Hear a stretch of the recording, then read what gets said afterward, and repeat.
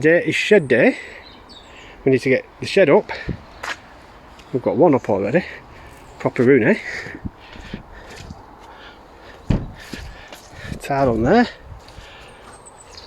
Now let's see how we get on with the next bit.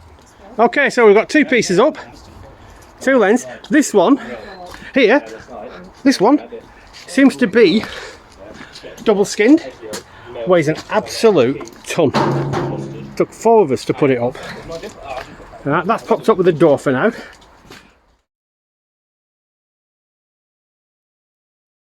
This is 3 up. So that's all 4 sides up. Lots of work to do yet.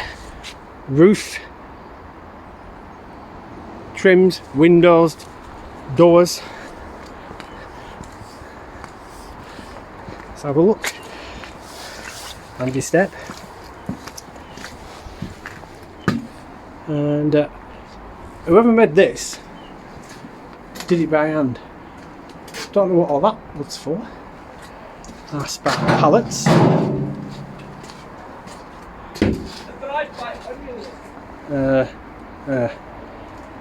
Okay.